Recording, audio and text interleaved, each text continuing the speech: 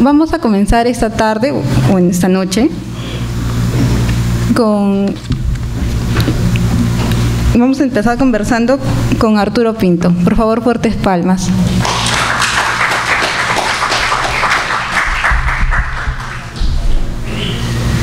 Muchas gracias por la invitación. En primer lugar, además de agradecer, tengo que aclarar que no soy licenciado, es decir, no tengo licencia.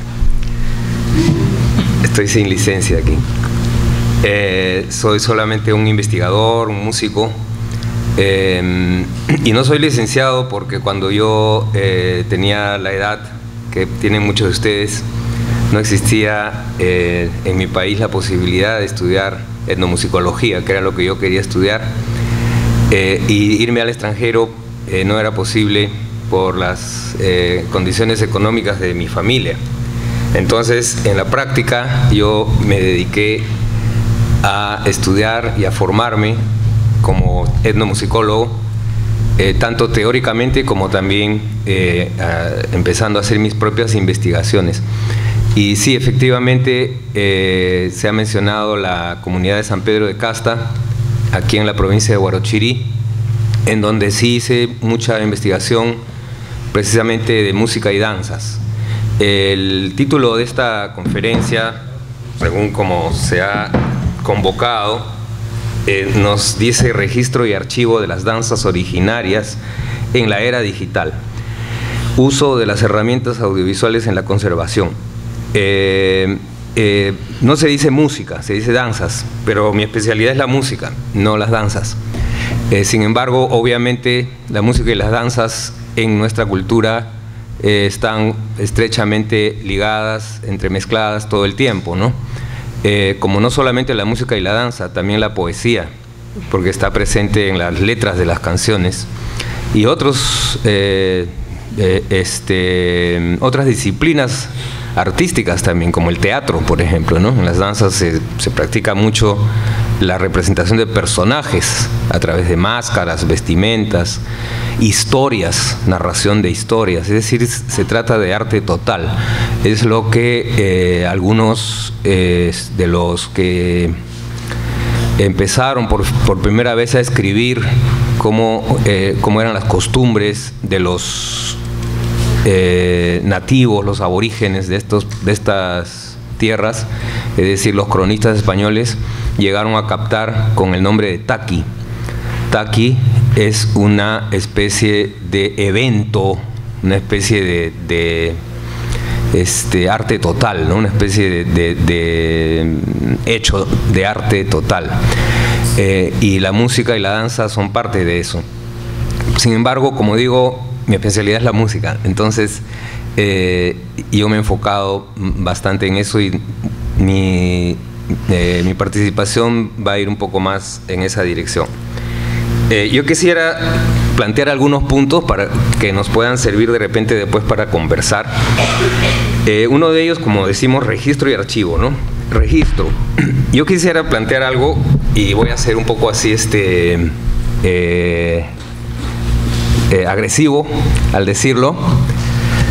Cuando hablemos de registro, pensemos en la diferencia que hay entre lo que hace un arqueólogo y lo que hace un huaquero en relación con el patrimonio, en este caso arqueológico, hablando de arqueólogos y huaqueros, ¿no? Si lo trasladamos eso a la música de hoy o a las danzas de hoy en día, el patrimonio inmaterial, la música viva, las danzas vivas, preguntémonos, ¿no? ¿Cómo se manifiesta esa diferencia? ¿Por qué? Porque en primer lugar, cuando hablamos de registro, me parece a mí que hay que tener mucho criterio para que ese registro realmente sea, digamos, valioso, esté contextualizado, esté bien documentado, ¿no? Tenemos que saber escoger el objeto de estudio y tenemos que saber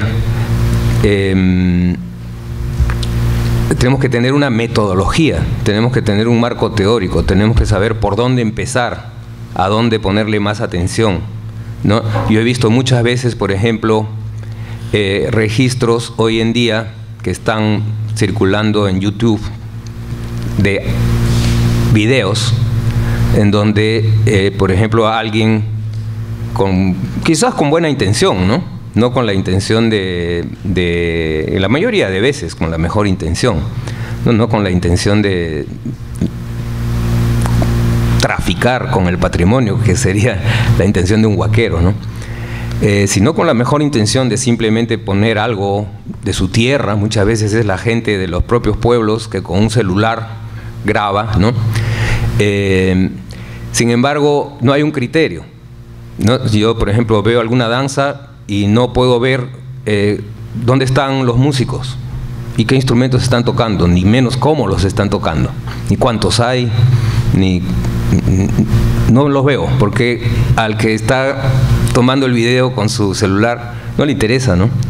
No tiene el criterio científico, el criterio que tendría un arqueólogo para poderse acercar a una pieza arqueológica o a un sitio arqueológico y con mucho cuidado, con su escobillita, ir sacando poco a poco las capas de polvo, e ir tratando ese patrimonio con el amor, con el cariño y con la curiosidad científica, ¿no?, de un verdadero investigador.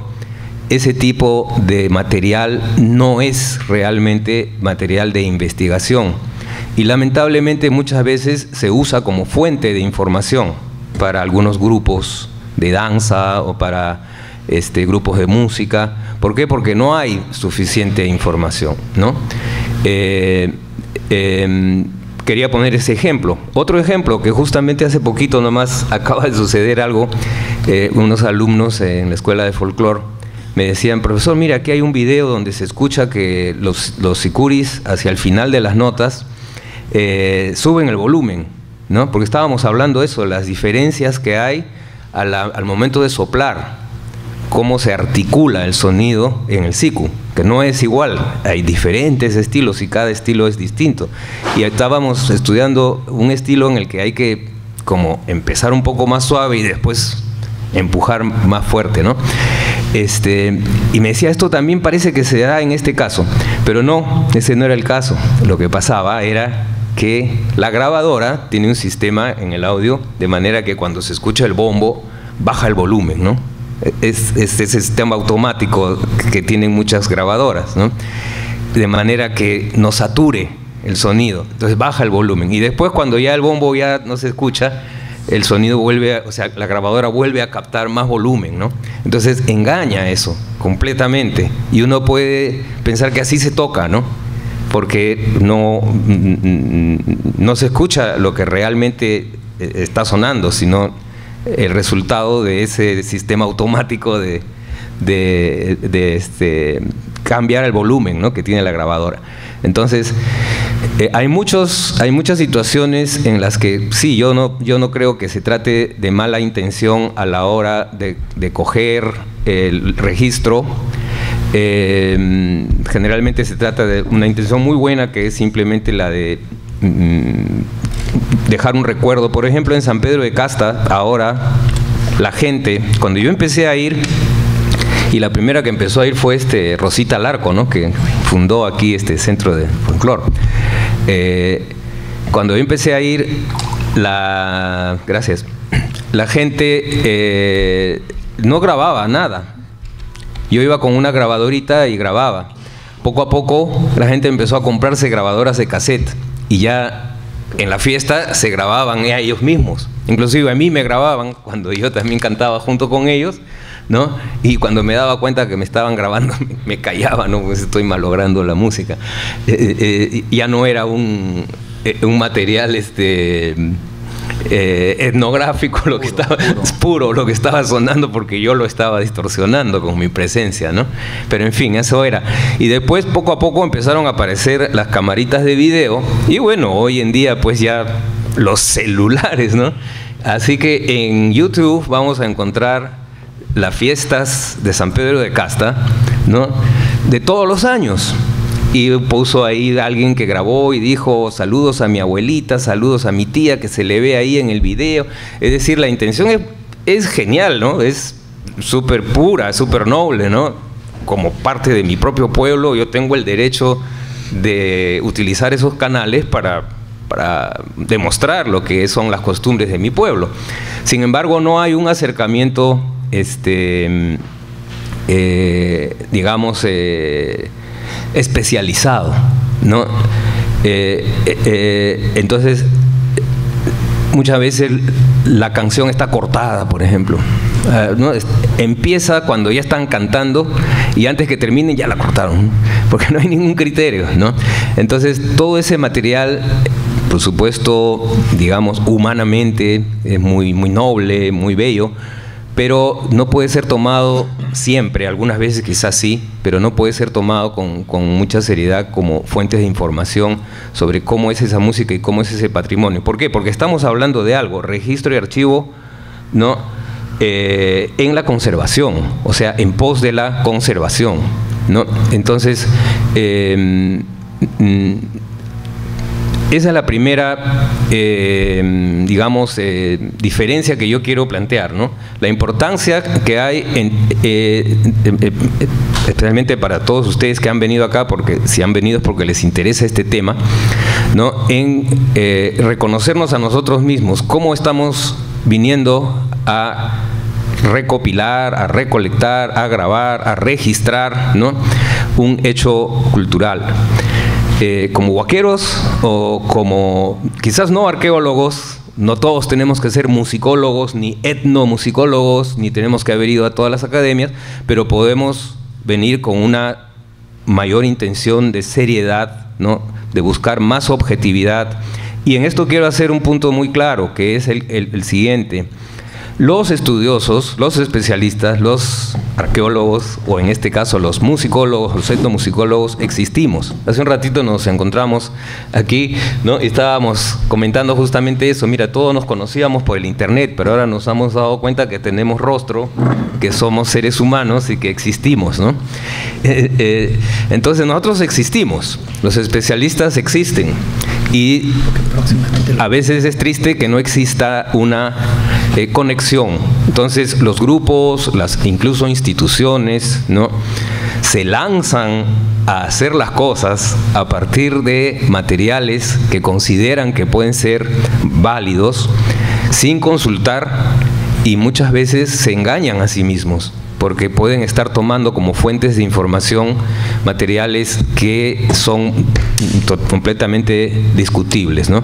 Bueno, es un tema bastante largo, pero ese era el primer punto que quería proponer, ¿no?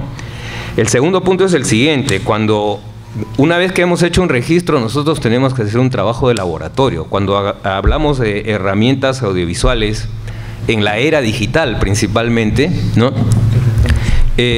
Tenemos que entender que el material que se ha recolectado tiene que ser después analizado, tiene que ser estudiado, ¿no? Lo mismo que haría un arqueólogo. No solamente lo vamos a guardar en una vitrina y punto, ¿no? Entonces después hay que pasar la pieza por la prueba del carbono 14 para ver a qué cronología corresponde.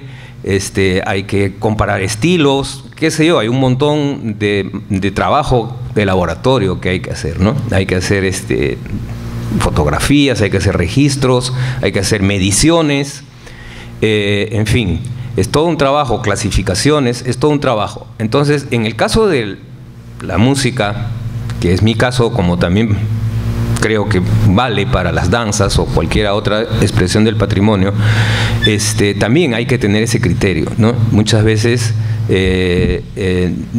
todo este material se va quedando ahí en desorden, ¿no? Pero no hemos hecho todavía, o estamos recién empezando a hacer, ¿no?, una sistematización, una comparación, una clasificación entre una cosa y otra.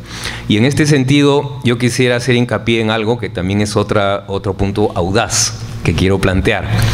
La necesidad, que siempre vengo planteando también por las redes y cada vez que puedo a través de mis clases y mis charlas, la necesidad de enfocarnos en la música como lenguaje musical. Y quiero poner para esto un ejemplo muy simple. Nosotros podemos tener la mejor intención de luchar, difundir, defender, por ejemplo, la lengua aymara, o la lengua asháninga, o la lengua quechua, el runasimi, o la lengua shipibo, conibo, en fin. Pero si no tenemos una gramática de la lengua, si no tenemos un vocabulario, si no hacemos un estudio lingüístico de esa lengua, de nada nos van a servir las,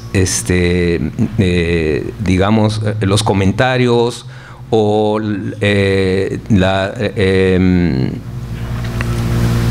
las propuestas que tengan que ver simplemente con aspectos sociales, con aspectos antropológicos o con temas de cosmovisión, etcétera, etcétera. Podemos estudiar la lengua quechua en relación con la cosmovisión y ver cómo ahí está presente la complementariedad y qué sé yo, una serie de aspectos que se vienen manejando hoy en día en relación con ese tema. Pero si no tenemos el estudio que nos permita decir por qué el quechua no tiene artículos, ¿los tiene o no los tiene? ¿No? Y si no los tiene, ¿por qué no los tiene? ¿Y está bien o está mal que los tenga o no los tenga? ¿No? Mucha gente se discute hoy en día sobre la música, por ejemplo, o sobre el siku, o sobre otros instrumentos musicales o otros géneros musicales, igual sobre las danzas, sobre cuál es justamente su relación con la ideología, con las, digamos, posturas políticas, corrientes políticas, con los procesos antropológicos, históricos, etcétera, pero no se hace el estudio lingüístico de la música como lenguaje musical. Y eso es uno de los puntos que yo quiero también traer ahora sobre la importancia que tiene al momento de hacer todo este registro, estos archivos, ¿no? Enfocar ese aspecto. Y para eso, por supuesto, el uso de las herramientas es indispensable. Yo tengo que aprovechar esas herramientas que hoy existen, ¿no? Yo utilizo softwares, utilizo estudios de grabación para ecualizar el sonido y poder captar mejor qué está haciendo un instrumento que tiene un registro más grave, a diferencia de uno que está en un registro más agudo. Estoy tratando de investigar, como hay algunos que han hecho, por ejemplo, trabajos muy buenos sobre cuál es el espectro en el osciloscopio de un sonido tara, por decir, ¿no? Que es el sonido que se produce, ese batimiento que se produce en algunos instrumentos. En fin, todas estas son herramientas, pero hay que tener el criterio, el concepto, el enfoque sobre qué es lo que quiero estudiar y qué es lo que quiero aprender, ¿no? Ya, gracias. Entonces, esos puntos me parece que son muy importantes. Quizás después pueda ilustrar un poco más,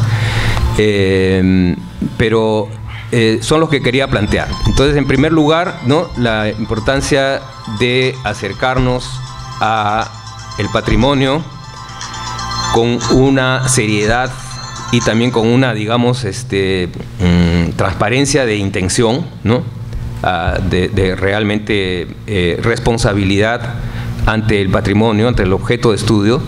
Y el segundo punto es también identificar nuestro objeto en relación con qué es lo que es prioritario verdaderamente, ¿no? Si estamos hablando de registro de música y danza, entonces tenemos que enfocarnos en la música y la danza, ¿no? Eso es lo que yo considero que es importante y que lamentablemente no estamos haciendo en la medida que deberíamos hacer. Hasta ahí nomás por ahora. Muchas gracias.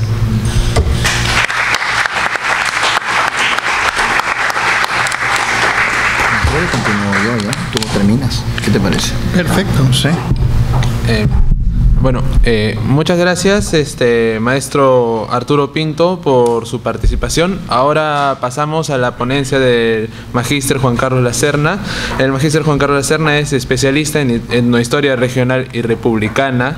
Ha realizado estudios sobre la Amazonía y la Sierra Sur peruana, concretamente la región Puno, y en la región Puno ha escrito libros, ¿no?, como Dioses y Mercados de la Fortuna, Recorridos históricos del Queco y las Alacitas en el Altiplano peruano, Sicuris, Máscaras y Diablos Danzantes, y Religiosidad, Folclore e Identidad en el Altiplano, una historia de los universos festivos de la Mamita Candelaria de Puno. Sí, por favor. Buenas tardes, gracias por la invitación para estar aquí participando de este simpático conservatorio. Siempre es un gusto volver a la casa, a San Marcos. Soy investigador de la Dirección de Patrimonio Inmaterial del Ministerio de Cultura. Es a partir del ministerio que yo me acerqué y me interesé por lo que podríamos llamar la historia de la gestión cultural y del patrimonio. No, al sentarme aquí con dos especialistas en etnomusicología, me pregunto de qué manera puedo aportar como historiador a las reflexiones acerca, ¿no?, de la temática que nos junta en esta tarde. He desarrollado gran parte de mis trabajos sobre la región sur, sobre Cusco, Puno, y me interesa el tema del registro, ¿no? Mi natural emotividad de historiador me lleva a pensar siempre al registro y al archivo.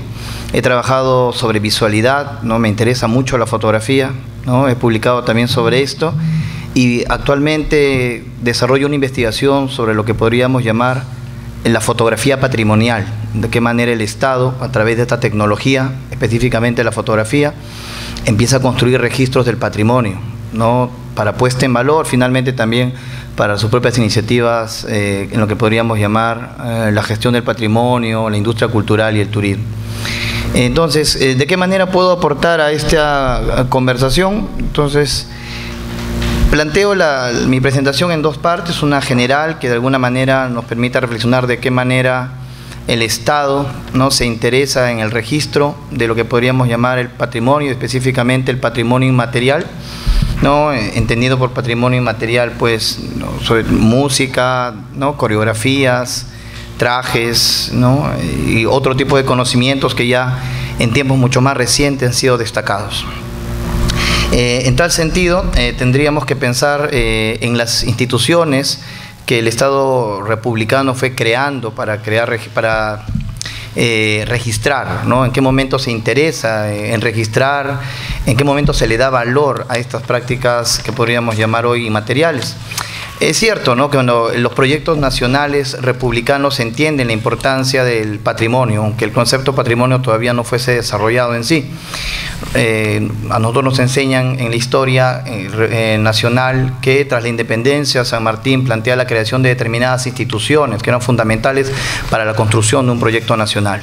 La Biblioteca Nacional, el Archivo Nacional, archivo que hoy llamaríamos General de la Nación, y por supuesto un Museo Nacional.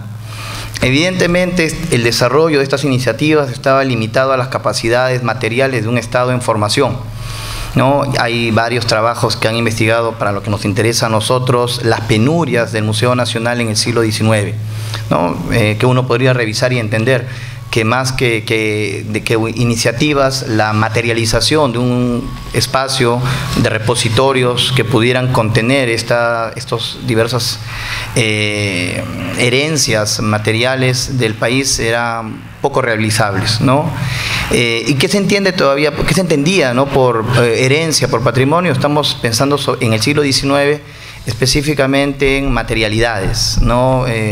Cerámica, textiles, sobre todo de carácter prehispánico, entendiendo que también esta cultura, ¿no?, prehispánica se convertiría en un referente fundamental para la construcción de un proyecto nacional que se contraponía a la herencia hispánica, ¿no? Tiene que ver también con la construcción de un proyecto nacional decimonónico.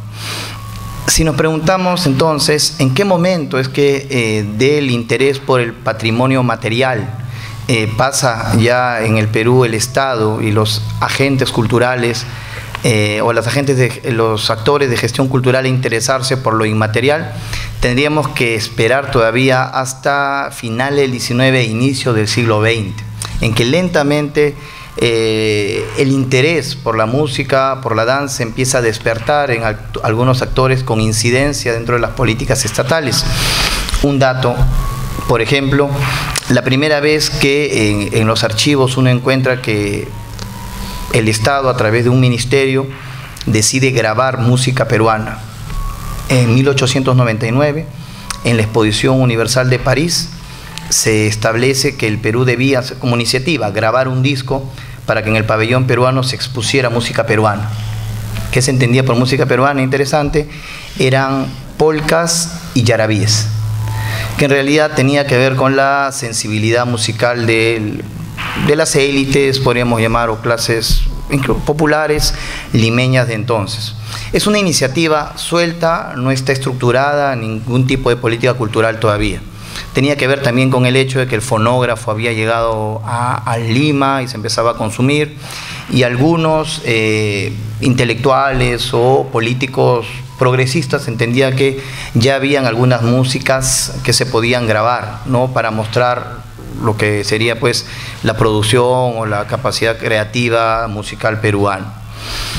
Fuera de este hecho anecdótico, tendríamos que esperar todavía hasta la década de 1920 para reconocer que lentamente dentro de la intelectualidad, tanto limeña como, vamos a usar el término provinciana, la sensibilidad en relación a las músicas populares empezaran a cambiar, ¿no? Ya hay algunos trabajos que han analizado este hecho y que plantean que es específicamente durante el oncenio en que vamos a ver surgir, ¿no?, una generación de intelectuales que por lo general hemos denominado indigenistas, que tuvieron la capacidad de reconocer en la música, en la coreografía, en lo que llamaríamos ahora en el folclore popular, sea campesino como urbano, herramientas, insumos importantes para la construcción de un nuevo proyecto nacional, ¿no?, llamaríamos ahora mucho más inclusivo, ¿no?, que el que originalmente había surgido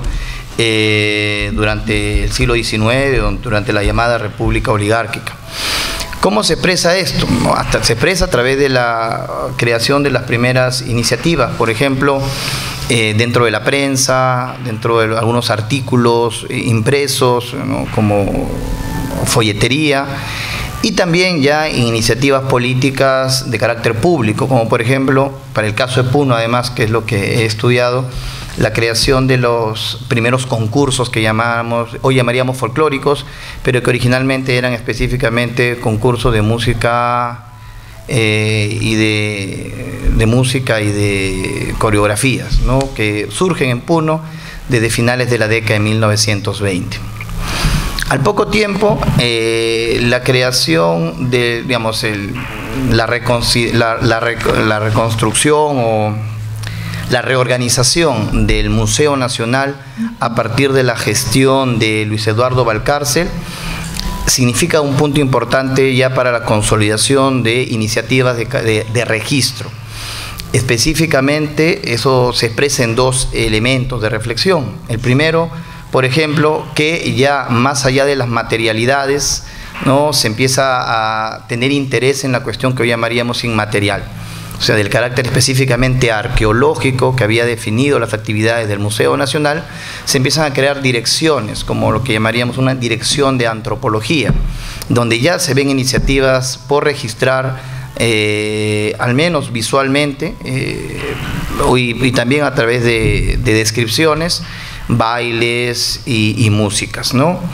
Esa es la primera. Y la segunda, el segundo elemento de reflexión es que en el año 1932, también bajo la dirección de Valcárcel, se creará en el Museo Nacional una oficina de fotografía y cinematografía. Esto se crea además por insistencia de Sabogal, ¿no? La creación de esta oficina, que será muy importante para el desarrollo de un registro visual, sobre todo de la fotografía, a partir de la obra de este importantísimo fotógrafo peruano, Abraham Guillén. Tenía también como interés crear registros audiovisuales, que llamaríamos audiovisuales, ¿no? Y eso lo podemos ver en los documentos, ¿no? Se habla ya incluso de la posibilidad de crear una discoteca ¿no? Donde se empezaran a grabar y a seleccionar, por supuesto, grabar y luego archivar músicas de diferentes partes del país. Sin embargo, estas iniciativas son poco fructíferas, al menos en relación a lo audiovisual. En términos visuales, fotográficos sí. Ya desde la década de los 30 y en los 40 se está creando registros visuales importantes de diferentes regiones del país donde el museo tenía actividades.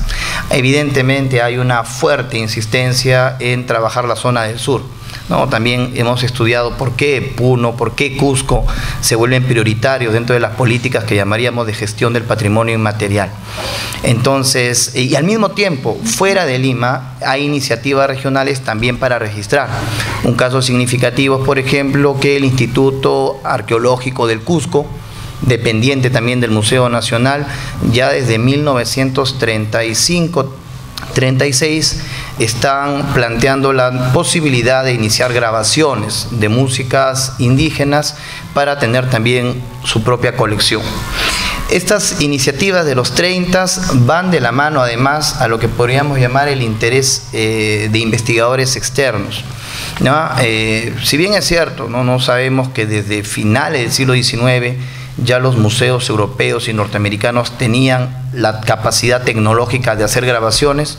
Se ha trabajado mucho el caso de Hule, ustedes deben conocer el caso, ¿no?, de estos cilindros musicales que están ahora en el Museo de Hamburgo, si no me equivoco. Es hacia la década de los 20, 30 que vemos la llegada de muchos investigadores que están grabando, ¿no? Se están llevando música, tienen la tecnología para poder hacerlo, ¿no? Algunos de estos materiales además nosotros hoy los podemos consultar a través de las redes. ¿Cuándo es que en términos materiales y reales las instituciones estatales, ¿no?, de gestión cultural tienen ahora sí los recursos para poder desarrollar grabaciones y crear repositorios como políticas institucionalizadas? Hay que esperar todavía la década de 1950, fin de los 50 y la década de los 60. Desde la experiencia del Museo Nacional, es a partir del acceso a determinados recursos económicos, ¿no?, cooperación internacional, que le permite tener los equipos para iniciar las grabaciones, ¿no?, y crear los primeros repositorios. Es de esa época que podemos ver, por ejemplo, ya los trabajos de Arguedas o de otros investigadores que, encomendados por las instituciones estatales, están partiendo a diferentes regiones a hacer grabaciones y a crear repositorios, ¿no?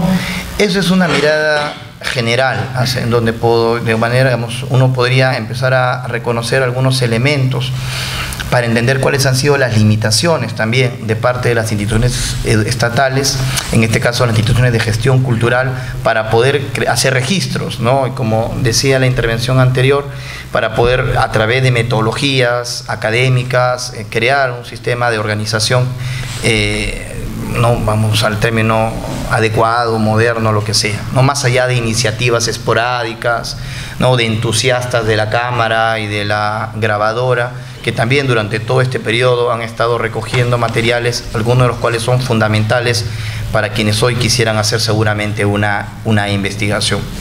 ¿Okay? Fuera de esto, yo quisiera hacer la segunda parte de mi presentación, unos pequeños comentarios acerca de la gestión cultural, pero desde la mirada de un historiador, ¿no? Cómo un historiador puede hacer una investigación en temáticas como esta. Y específicamente me voy a referir a mi experiencia en Puno, ¿no?, que me ha permitido de alguna manera acercarme y conocer un poco acerca de cuál ha sido la historia de la gestión cultural, finalmente reconocer el rol que tiene hoy Puno dentro de lo que llamaríamos los imaginarios folclóricos nacionales, entender por qué el folclore ha sido un instrumento fundamental con el que Puno ha negociado, por ponerlo de esta manera, su incorporación dentro de una narrativa regional, nacional, ¿ya? Un proceso además muy interesante para entender el rol que los intelectuales puneños en un lapso de 100 años, ¿no?, la capacidad que han tenido estos gestores culturales puneños para entronizar, digámoslo así, el producto cultural folclórico. Lo leo, son 4 páginas y con eso doy por terminada esta parte de mi intervención. Hace unos 7 años fui encomendado por la Dirección de Patrimonio Inmaterial para realizar un trabajo de investigación acerca de las citas, los mercados de la fortuna y la figura del equeco. entendidos como elementos centrales de la fiesta ritual que se celebra anualmente en la ciudad del Lago a inicio del mes de mayo. Comenzó así mi relación con la historia y el mundo cultural puneño que continúa hasta hoy. ¿Cuáles son los aportes que como historiador puedo ofrecer al conocimiento del mundo ritual y festivo puneño luego de este tiempo? La labor del historiador se lleva a cabo por lo general en los archivos. Este es nuestro trabajo de campo. Esta labor consiste en la ubicación, revisión y procesamiento de información documental. Son los documentos históricos, coloniales y republicanos la fuente fundamental del quehacer historiográfico en nuestro país. Sin embargo, el estudio de este tipo de materiales presenta inexorablemente una clara limitación, sobre todo para el campo de estudio que ahora nos interesa, ¿no? Las prácticas festivas populares. Hasta tiempos recientes, los miembros del mundo letrado, sean estos académicos, publicistas, religiosos o políticos, integrantes de la élite cultural regional surandina, vieron de manera muy crítica, incluso despectiva, la continuidad de este tipo de ritualidades festivas, entendidas casi siempre como cosa de indios o expresiones de una irracionalidad de la plebe urbana. Este sentido común en relación a la cultura popular y campesina ocasionó que las pocas descripciones escritas que encontramos en los documentos históricos estén cargados de una serie de prejuicios y reproches, desde los informes de extirpación idolátrica del siglo XVII hasta las más modernas campañas de denuncia de los abusos de los indios de finales del XIX e inicios del XX, se evidencia una profunda lejanía emocional entre los hombres de letras y el mundo popular festivo.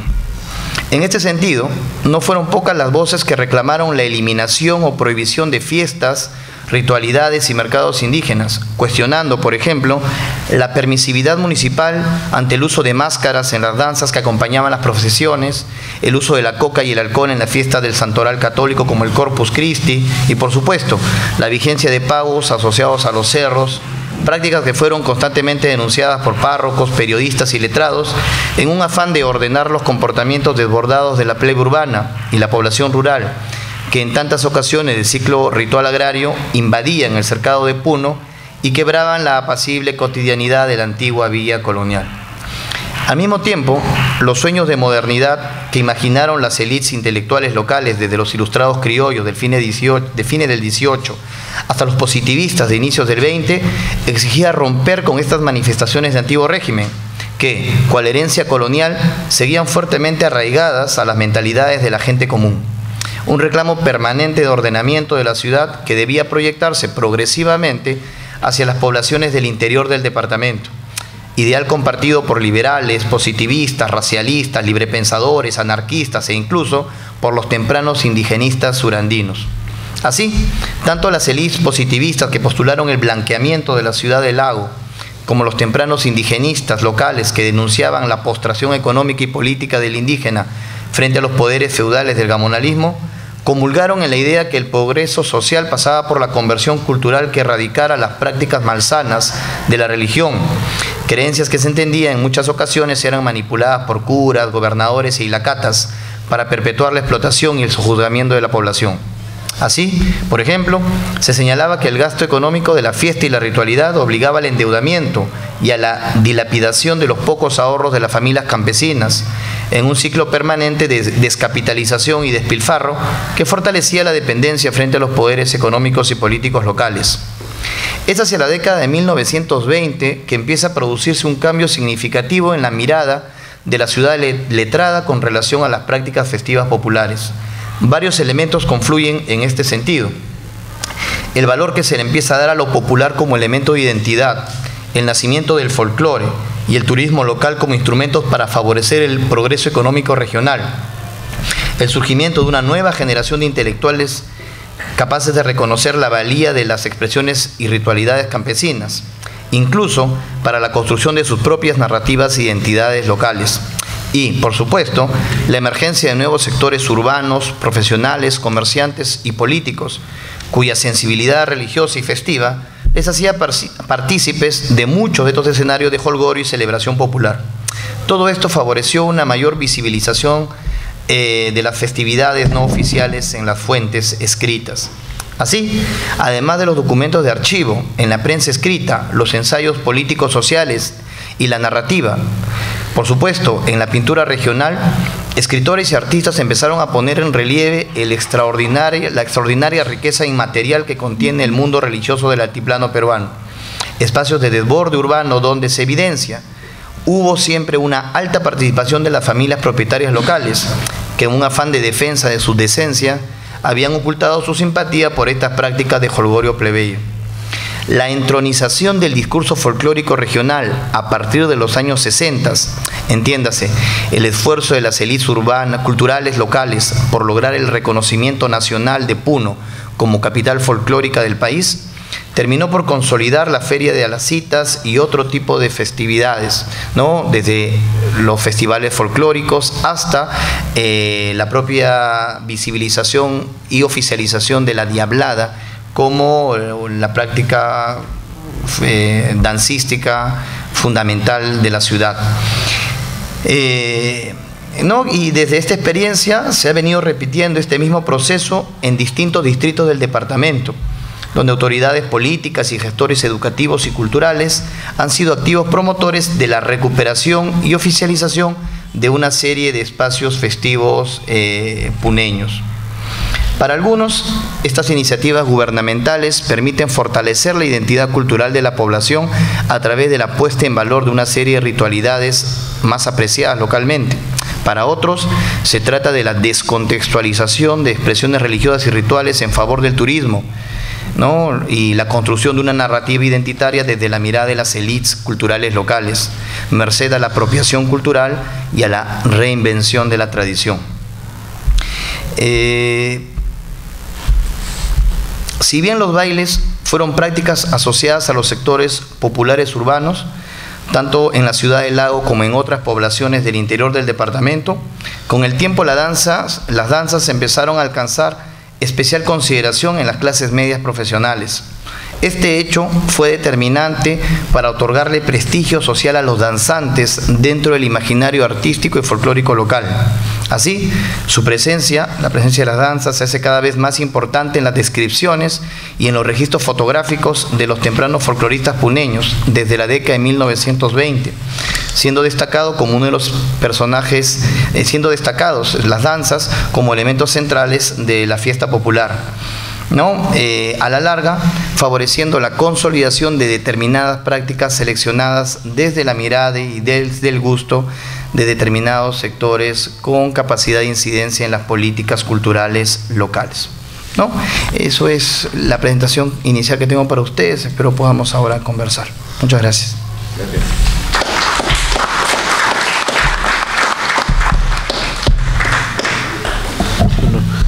Muchas gracias, Magíster Juan Carlos Lacerna, por su participación. Ahora pasamos a la ponencia del señor licenciado José Pérez de Arce. Él es autor de publicaciones como Flautas Arqueológicas del Ecuador, Música Mapuche y Antaras Aconcagua. Y bueno, sus dibujos e instalaciones sonoras y audiovisuales sobre las culturas prehispánicas de los pueblos originarios se han exhibido en distintos lugares alrededor del mundo. Además, ha sido consultor en programas patrimoniales del gobierno de Chile. Bueno, por favor. Gracias. ¿Se podrá sacar esto o no? No sé, de verdad, si se podrá sacar. ¿Este ya salió, Ese salió. Gracias.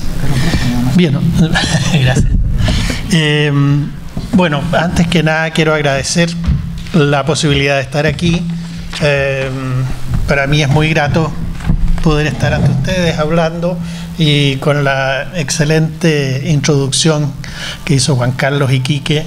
En realidad está la base dicha de lo más importante de la historia y de la posición que tenemos que tener como investigadores.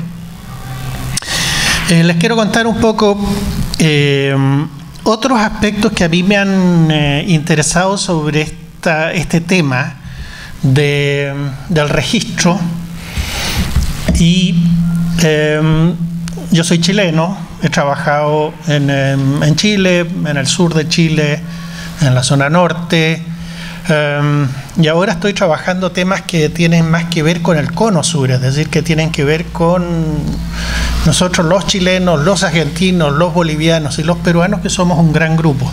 Y eso tiene mucho que ver con un antecedente que explica mi posición y es que cuando yo comienzo a investigar, lo hice a través de la arqueología. Comencé a meterme en los museos y a observar qué había ahí de objetos musicales. Eso era mi interés. Y generalmente en los museos, muchas veces me pasó, me decían, no tenemos nada. Yo comenzaba a mirar y me encontraba con una flautita, me encontraba con algo raro, me encontraba con un aparato que no sabía lo que era, comenzaba a encontrarme con preguntas, ¿ya? Pero lo más interesante de todo eso, a medida que comencé en los años 70 con esta investigación, a medida que pasa el tiempo, es que me comienzo a dar cuenta que eso que estaba descubriendo yo ahí, lo estaban descubriendo también en Bolivia, en Argentina, en Perú, y era muchas veces lo mismo, lo parecido, lo común, lo compartido, ¿ya? Así que esa es como mi mirada actual de los temas de patrimonio, ¿ya? De patrimonio indígenas, que son los que nos convocan aquí. Y voy a comenzar contando una anécdota que me pasó en Santiago, en Chile. Las etnias, los mapuches, los aymaras en el norte, los diaguitas, todos los grupos, celebran el 21 de junio como el Año Nuevo, cosa que ocurre en todo el Cono Sur, ¿no es cierto? Y en África también, es decir, todo el sector sur del planeta celebra el Año Nuevo exactamente al contrario que el sector norte, porque estamos en el sur.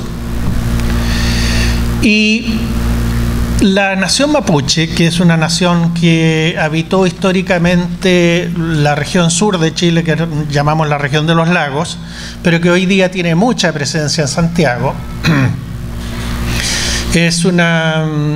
los mapuches, para contextualizar un poco, son una nación que tuvo una guerra constante, primero con los españoles, después con los chilenos, y hasta el día de hoy hay una situación con muchas fricciones que no se ha resuelto, una situación muy compleja. Ellos mantienen su lengua, mantienen sus costumbres, tienen su religión. Entonces, cuando ellos celebran el Año Nuevo, están haciendo un ritual que es muy importante para ellos y al cual yo asistí en el centro de Santiago, en el Museo Histórico. Les dieron un espacio y yo asistí con mucho respeto, ¿no es cierto?, porque estaba asistiendo a un ritual en que lo primero que el primer respeto que hay que tener con los mapuches es no llevar cámara, o sea, no llevar cámara a no ser de que ellos lo permitan, ¿no es cierto? No partir diciendo yo soy una persona que tiene una cámara y tengo el derecho a grabar, sino que preguntar primero. Yo sabía que los mapuches tenían mucho celo respecto a las cámaras, como también otros grupos indígenas, por una cantidad de razones. Entonces llego a esta ceremonia y comienza. La ceremonia consistía en una machi, que es el chamán, como lo llaman ellos, que está dirigiendo la ceremonia, y una serie de personas que lo van acompañando con instrumentos, con vestimenta, con bailes, etc. Y todo se celebra según una fórmula ritual.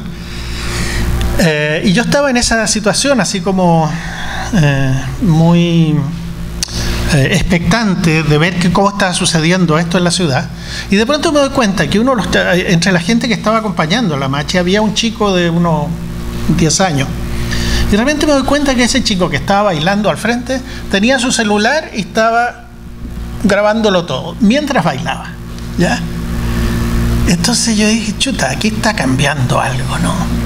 Desde no permitir que se grabe hasta que ese chico está grabando con su celular, y probablemente el video que estaba grabando pertenece probablemente a lo que tú decías que no se debe hacer, debe haber sido pésimo, que estaba moviendo, en fin. Pero ese no es el punto, ¿no? El punto es que se estaba produciendo una inversión que yo no la había visto nunca en el mundo mapuche, y que me despertó una cantidad enorme de preguntas. ¿Qué está pasando aquí? Son ellos los que están grabando, el que está bailando está grabando, no es el público. Generalmente uno piensa que la grabación se hace desde afuera, ¿no? No desde adentro, porque desde adentro tú estás metido en el cuento, estás participando, estás moviéndote. Esta era una grabación hecha desde adentro, hecha por un niño, y eso me planteó, primero que nada, una inversión muy grande con respecto a quién tiene derecho a grabar qué, que es una de las cosas que yo siempre me he preguntado. Yo al comienzo, cuando comencé a grabar, lo hacía como muchos de nosotros, como un turista, ¿no? Uno llega con la cámara, uy, qué lindo, y comienza a grabar porque quiere atesorarlo, ya quiero llevarme este recuerdo para la casa. Y a medida que avancé con el tiempo, me fui dando cuenta que muchas veces eso era muy violento. Sobre todo era muy violento cuando uno lo hacía en situaciones en que las personas a las cuales uno estaba grabando no estaban acostumbradas a una cámara. Me comencé a dar cuenta, por ejemplo, que si yo tenía un micrófono en la mano y llegaba a un lugar donde se hacía una música determinada, Chiloé, por ejemplo, donde se hacen unos cantos muy bonitos, que se reúne la gente y canta, en fin, y es todo muy alegre, muy espontáneo. Si yo llegaba con un micrófono, inmediatamente el canto cambiaba, ya no era espontáneo, había un micrófono y la gente se ponía un poco nerviosa, tenía que cantar para eso, algunos se podían molestar, otros no. Pero ya lo que yo estaba grabando no era la fiesta que había visto el día anterior, que llegaba sin micrófono, era otra fiesta. El micrófono no es inocuo, no es un objeto que capta, es un objeto que transmite también, ¿ya? Si yo le pongo un micrófono en la boca a una persona en la calle y le digo, ¿qué piensa usted sobre tal cosa?, esa persona no va a contestar igual que si yo estoy conversando y le digo, ¿qué piensas sobre tal cosa? ¿Ya? Su actitud va a ser distinta. Y cuando estamos registrando, normalmente no pensamos en eso, ¿ya? No pensamos en que el micrófono, la cámara, son un arma que cambia la realidad. Y esa anécdota que les contaba del chico me hizo pensar acerca de cómo, no solo acerca de este cuidado que tenía yo con esta arma, yo no quería ir a esa ceremonia grabando, sino cómo estaba dándose vuelta y esa arma estaba comenzando a circular entre las mismas personas y a ser usada por ellos para sus fines. Otra anécdota que me pasó, ya de más larga duración, es que yo comencé el año 92 a estudiar una tradición que hay cerca de Santiago, que era bien desconocida hasta ese momento, que se llama la tradición de los bailes chinos. No tiene nada que ver con los chinos de China. Ellos se dicen chinos, es una historia muy larga. Ellos dicen que son servidores de la Virgen y se llaman así chinos porque ellos sienten que son servidores. Resulta que esta es una tradición que está bastante cerca de Santiago, que es efectuada por personas que no tienen ningún rasgo indígena, que no viven como indígenas, no hablan como indígenas, no comen como indígenas, no duermen como indígenas, pero sin embargo su ritualidad y su música es absolutamente andina, y eso me interesó mucho. Comenzamos a ir a esta fiesta con Claudio Mercado el año 92, y las primeras veces que fuimos es una fiesta en que hay música y hay lo que se llama un alférez, que es un tipo que canta durante la ceremonia y que canta improvisando. Le canta a la imagen y le canta, por ejemplo, pidiéndole lluvia o pidiéndole por alguien que está enfermo, le canta cosas muy sentidas. Es el representante, el papel que tiene cualquier chamán en cualquier tradición indígena, en que él representa a su comunidad delante de los dioses y les pide a las divinidades algo, ¿no es cierto? Entonces es un papel muy delicado. Las primeras veces que fuimos, Claudio Mercado es cineasta, él llevaba una cámara fotográfica, y cuando sacó su cámara, el alférez que estaba en ese momento cantando, que es Luis Galdame, paró de cantar y le dijo a Claudio, guarda la cámara. Claudio la guardó y se dio cuenta que había cometido un error, que estaba interrumpiendo una cosa muy sagrada.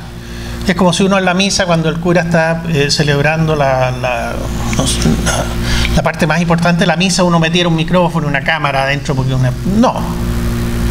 En fin, lo entendimos. Cuento corto, pasaron muchos años y Claudio terminó cantando junto con Galdame y grabando videos junto con Galdame. Hizo unos videos pero preciosos en que ellos dos participaron, ¿ya?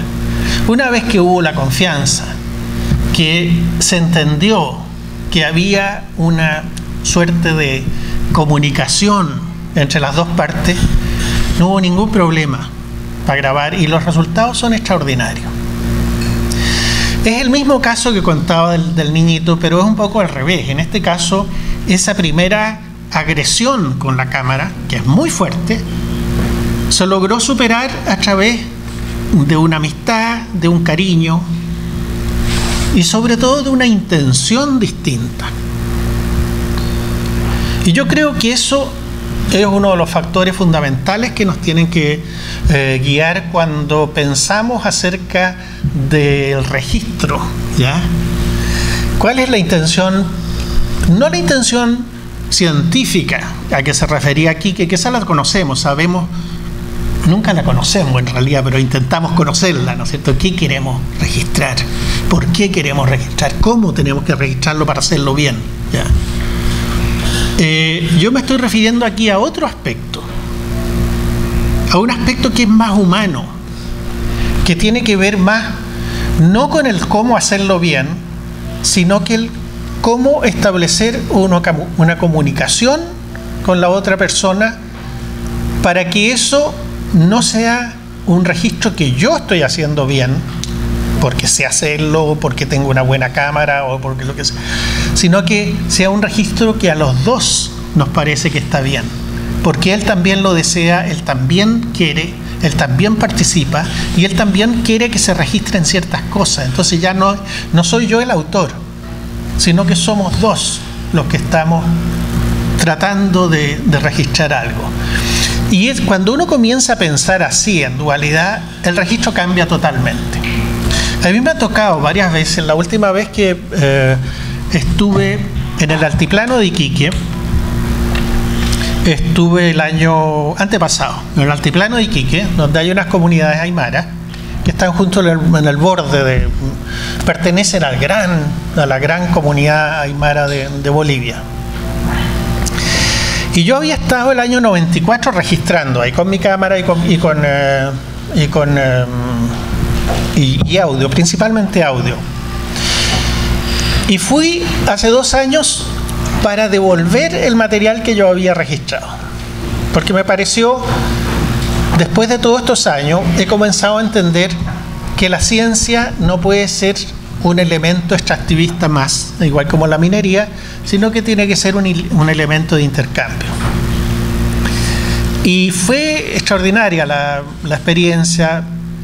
A lo mejor algunos de ustedes han tenido experiencias de ese tipo.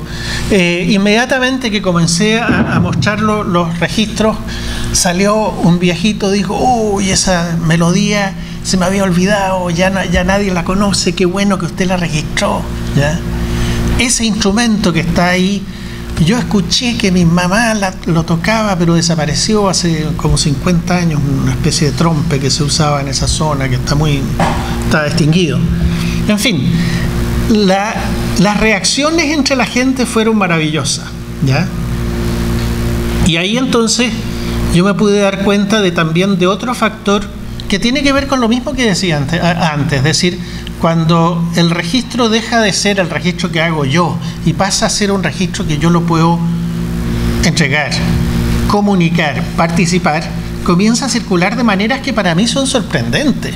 Porque lo que me dijeron aquellos viejos, sobre todo, que estaban en la reunión, son cosas que yo no tenía idea, en primer lugar, que no sabía, porque no las conozco, porque soy un ignorante de su sabiduría, pero además fueron formas de agradecimiento muy notables, ¿ya?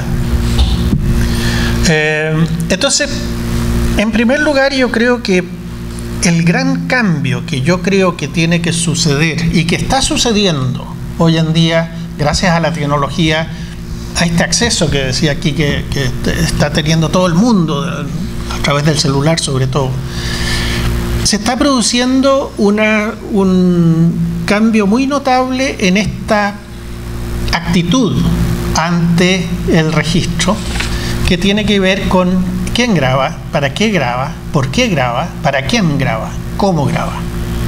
Ahora, eso es una parte del cuento, y yo creo que para hacer bien esa parte lo único que hay que tener es respeto, ¿no es cierto? Si uno llega a un lugar y tiene respeto de verdad por lo que está sucediendo, todo va a ir bien.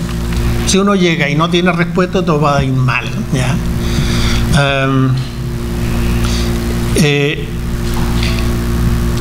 Eso es uno de los aspectos que quería plantear aquí. Y el otro aspecto tiene que ver con una cosa que es más difícil de darse cuenta, que yo me estoy dando cuenta a través de que pasa el tiempo.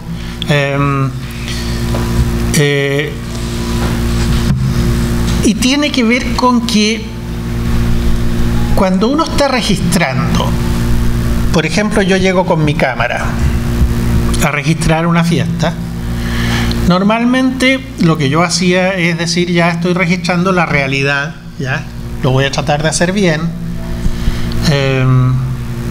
Iba guardando esos archivos, y a medida que pasa el tiempo, y sobre todo cuando uno revisa los archivos más antiguos, lo que explicaba Juan Carlos aquí, cuando uno revisa archivos que tienen 30, 50, hasta 100 años, uno se da cuenta que esos archivos, a medida que son más viejos, nos hablan de otras historias. ¿Qué quiero decir? Yo estoy seguro que mis archivos, cuando pasen 100 años, van a ser estudiados por alguien y van a decir, ah, este es un señor que estuvo haciendo archivos por ahí por los años 80, se nota, por el estilo de la imagen, por el estilo en que grababa, por, no sé, por mil cosas. Hay mil detalles que hacen que lo que uno haga le pertenece al tiempo en que lo está haciendo y le pertenece a esa forma de hacer. Y eso es algo bien curioso. En realidad, nosotros no estamos haciendo un registro de la realidad, sino que estamos inventando una realidad que la estamos dejando archivada para futuras generaciones y que es nuestra realidad. Es la realidad que nosotros estamos observando. Y para entender lo que quiero decir, pensemos un poco lo que es una cámara fotográfica. Si yo saco una foto de lo que pasa aquí en esta sala, por ejemplo, todos ustedes, voy a subir esa foto a la red y todos van a decir, ah, mira, esa es la reunión en que yo estuve, ¿ya? Para todos nosotros esa va a ser una foto de esta realidad, no lo vamos a poner en duda. Pero sin embargo, esa foto está mediatizada por una cantidad de elementos que son tecnológicos. Y esos elementos tecnológicos no son neutrales, ni en tiempo, ni en espacio, ni en cultura. No fueron inventados por todos nosotros, sino que fueron inventados en el hemisferio norte y producidos por los chinos, por los japoneses, y con algunas partes producidas en India y otras en Finlandia y ensambladas en Noruega, no tengo idea. Es lo mismo que en este minuto, cuando yo estoy hablando a través de este aparato que lleva un cable y que pasa por un amplificador y que sale por un parlante, mi voz no es la misma que sale allá. Son dos voces distintas, ¿ya? La voz que sale allá está mediatizada por toda una tecnología y es distinta a la mía. Hace 100 años, el hecho de que mi voz pudiera ser amplificada así era absolutamente impensable. Hoy día es normal. ¿A dónde voy con esto? La forma de registrar tiene que ver con una invención que nosotros hacemos, como decía. Y esto se revela muy bien cuando uno está ante formas de plasmar la realidad de las culturas del pasado. Si uno va a cualquier museo aquí de Lima y observa las vasijas de barro en que están pintadas con distintos objetos, con pájaros, con personajes, con motivos, con frutas, lo que sea. En cada una de esas vasijas uno, si tiene cierta experiencia va a poder decir, ah, mira qué bonita, esta es una vasija chimú, esto es Lambayeque, ¿ya? Esto es Nazca. ¿Por qué? Por una cantidad de cosas. Es muy difícil cuando uno le pregunta, oye, pero ¿cómo sabes tú que es Nazca? No es fácil decirlo. Uno puede saberlo, pero no puede ser tan fácil decir en pocas palabras por qué. Lo mismo pasa cuando yo tomo una fotografía.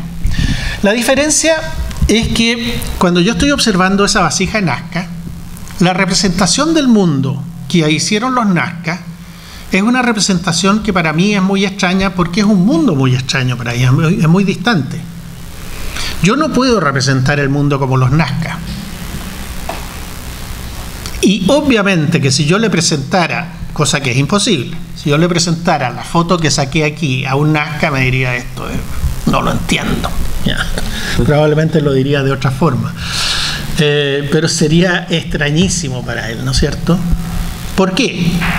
Porque la fotografía es una forma que nosotros tenemos de entender el mundo, que viene de Occidente, viene de la historia de Europa, viene de los pintores del Renacimiento que estaban tratando de captar la realidad, viene de las formas de representar a través de la pintura la luz, la sombra, la figura, las formas que Durero ya estaba tratando de inventar sistemas que eran muy parecidos a una máquina fotográfica en sentido de captar la realidad, captar las distintas formas en que la realidad se presenta a través de la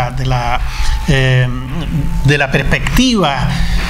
En fin, si uno va a Roma y ves lo que está pasando en Roma con las pinturas murales, con los pisos de mosaico, se encuentra con que ahí está el origen del realismo que nosotros estamos reproduciendo por una cámara fotográfica. ¿Qué quiero decir con esto? Que si yo estoy sacando una foto al modo occidental, que es totalmente distinto, por ejemplo, a una cosa, no voy a ir a lo Nazca porque es muy abstracto, pero sí puedo ir a lo japonés. Los japoneses y los chinos tienen un modo de representar la realidad que son unos rollos, ¿no es cierto? Entonces puede haber un rollo que tiene 7 metros de largo, que está representando lo que sucede en un valle o una persona que viaja. Okay. Lo que hace ese japonés es que tiene el rollo, lo pesca y lo va enrollando y desenrollando. Entonces va apareciendo ante su vista un pedacito de la realidad, ¿ya? Un puente, después lo desenrolla, enrolla el puente y aparece una quebrada donde hay un camino, y después aparece otro aspecto, de manera que es como una película, ¿ya? Que te va mostrando un sector muy acotado de esa realidad. Esa forma de mirar la realidad no tiene nada que ver con la fotografía, ni tampoco tiene que ver con el cine. Es algo propio de ellos.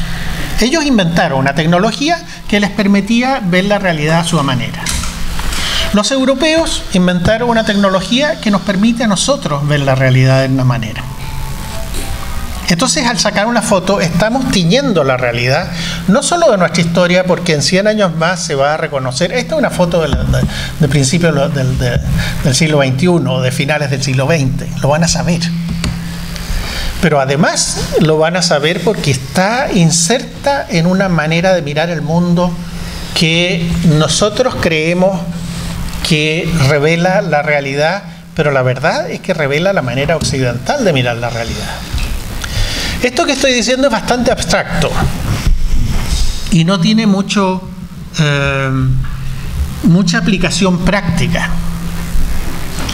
pero tiene mucha aplicación en el sentido de saber observar lo que estamos haciendo, tomar distancia y finalmente tener la humildad de saber que la forma que estamos haciendo nosotros de registrar y toda la tecnología que estamos usando es tan relativa como todas las otras cosas y nos pertenece a nuestra manera de hacer las cosas. Tenemos que estar inventándola todos los días porque pertenece a una invención absolutamente nuestra. Y en ese sentido, esa primera forma de registrar que yo estaba diciendo, en que había que tener una suerte de compromiso, ya no solamente registrar para captar, sino que registrar para comprometer al otro, es una cosa, es un pensamiento que se une con este segundo pensamiento, en el sentido de que tenemos que inventar una manera de que ese compromiso nos permita utilizar esta tecnología para que deje de ser una tecnología orientada por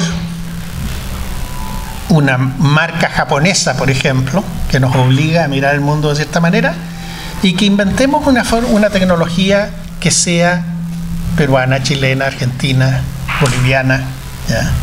Y que nos pertenezca, para que comencemos a ocuparlo como algo propio. Eso. Muchas gracias.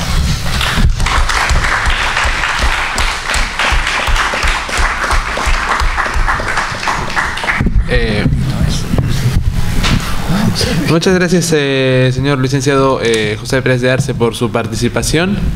Ahora pasamos a una ronda de preguntas. No sé si de repente alguien tenga alguna pregunta respecto a alguna de las ponencias que se han presentado el día de hoy.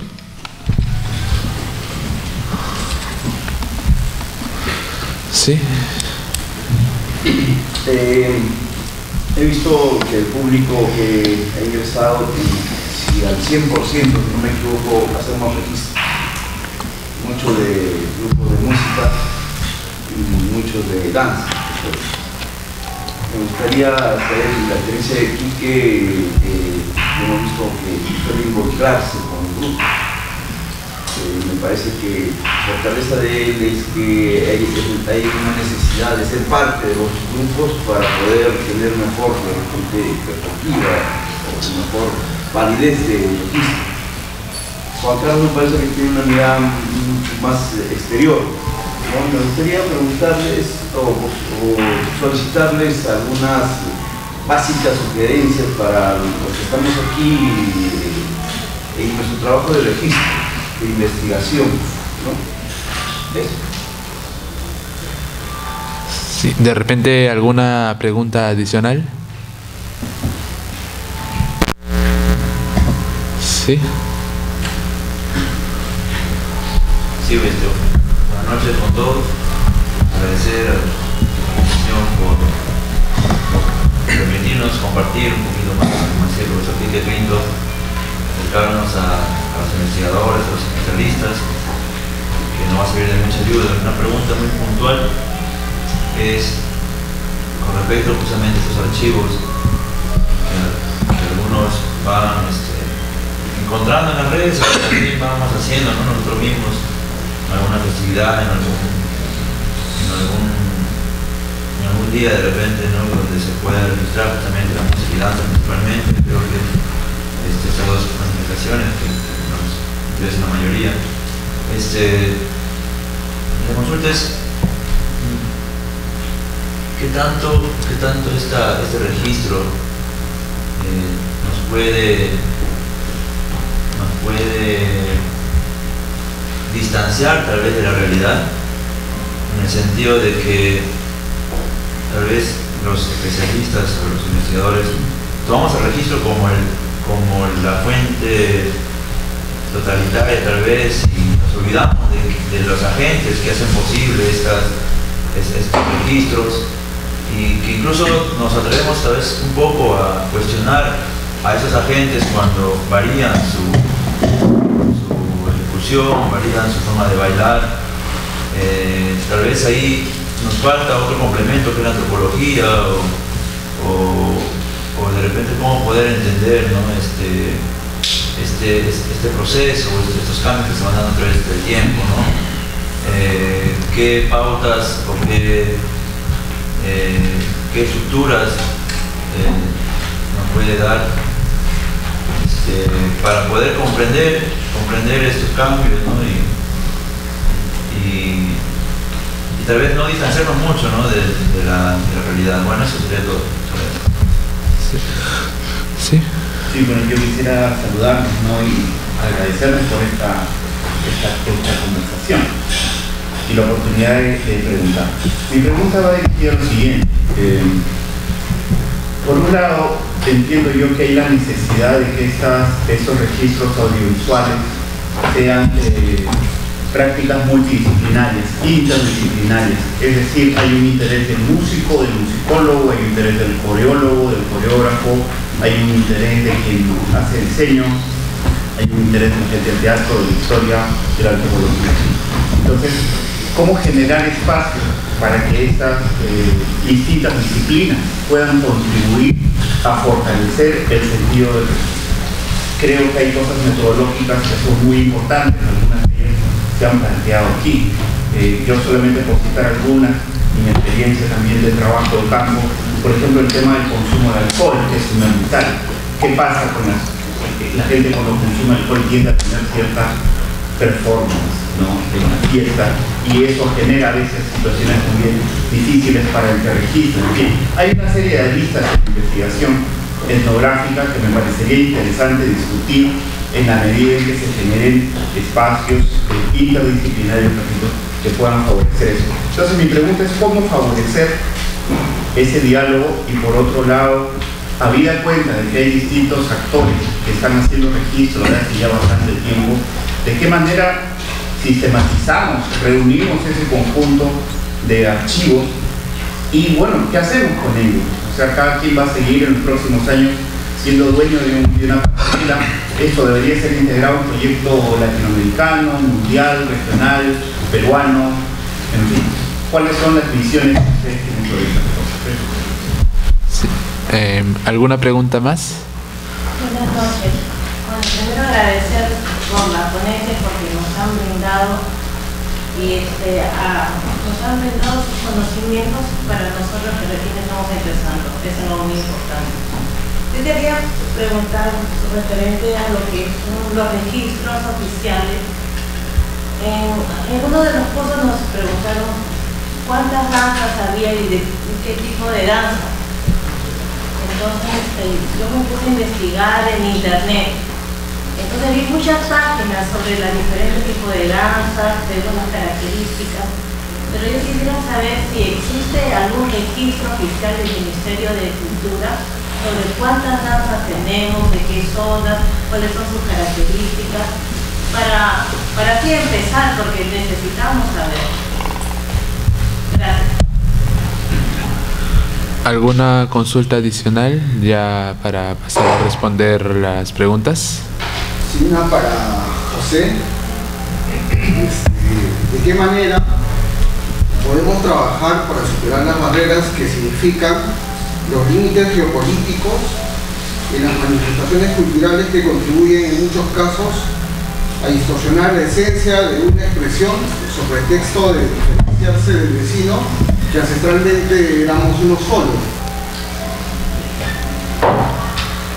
Claro. Bueno, ahora sí, por favor, no sé si podrían responder a las preguntas del público. De repente, por el mismo orden como se han presentado. Ya.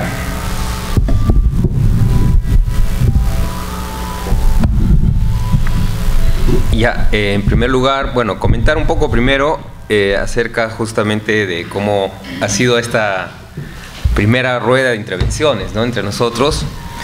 Obviamente cada quien ha venido con su enfoque y con su experiencia, y eso nos lleva a la necesidad de que tengamos precisamente esos espacios en los cuales podamos empezar a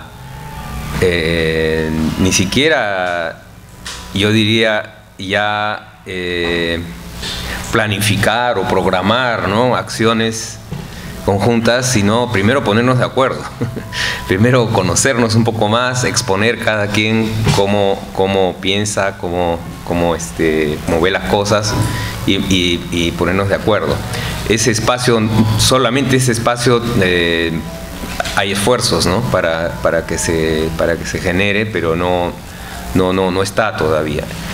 Hay muchas situaciones. Hace un ratito comentabas, Juan Carlos, cómo entre muchos investigadores habían tremendas discrepancias y distanciamientos entre ellos, muchas veces conflictos, ¿no?